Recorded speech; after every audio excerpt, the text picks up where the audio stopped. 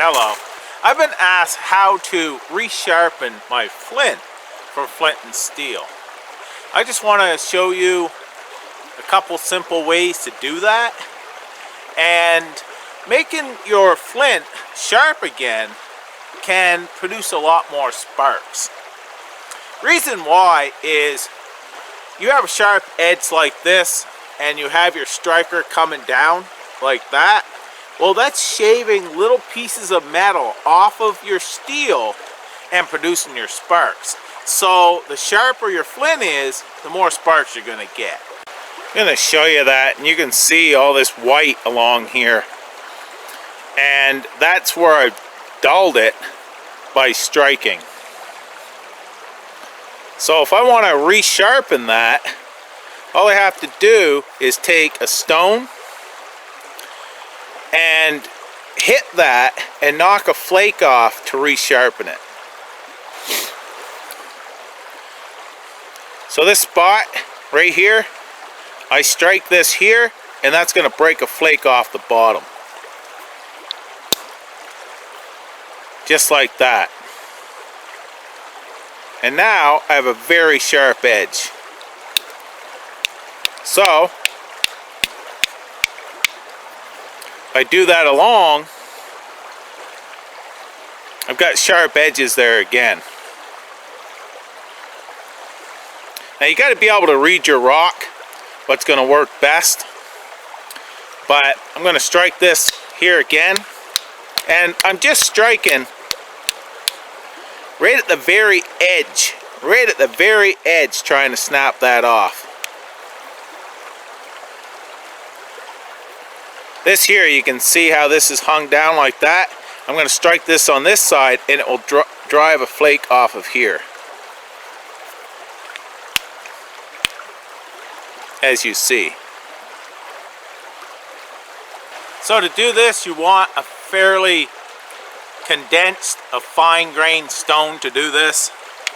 But you're going to hit just in the very edge, about 1/8 of an inch in or so. You want to be able to hit very fine edge, because then you're going to be able to break it off easier. If you're trying to take too much of a bite, you can break it in half. You can have a hard time trying to break it. But if you just catch that fine edge, they can snap right off, and you have a nice sharp edge. Now, the more you do this, you'll be able to read the rock, see which way you can hit it, and it will produce that nice edge you want and such, but that takes practice. So that there is how you resharpen your flint for flint and steel. Now I'm going to show you something else I've used as well, and just because you can't always find a stone. I'm going to show you the sparks on this dull side. Still, it's throwing pretty good sparks. Now we'll take a sharpened edge, and you can see there are a lot more sparks. What I've also used is my striker, my steel. And what I'll do is the same thing. I put this on the side like this, and say I want to sharpen this right here on this edge. I just hit that, and you can see it's taking them off here. I'm hitting it on the very end and kind of snapping it, and it gives you that fine edge. So if I don't have a stone around, I can use the steel itself, and it's throwing great sparks. I think it's a good time to make a little flint and steel fire.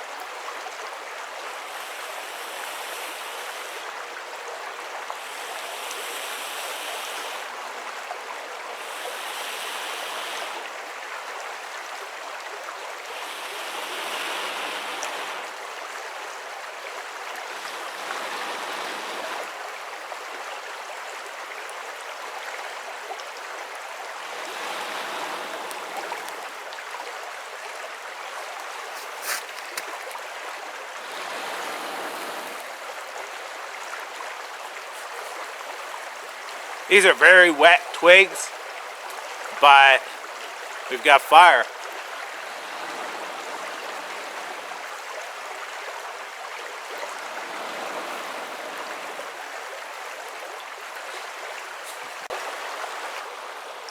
Flint and steel fire making is always enjoyable to me, and I hope this video helps folks keep that flint nice and sharp for when they want to use flint and steel as well.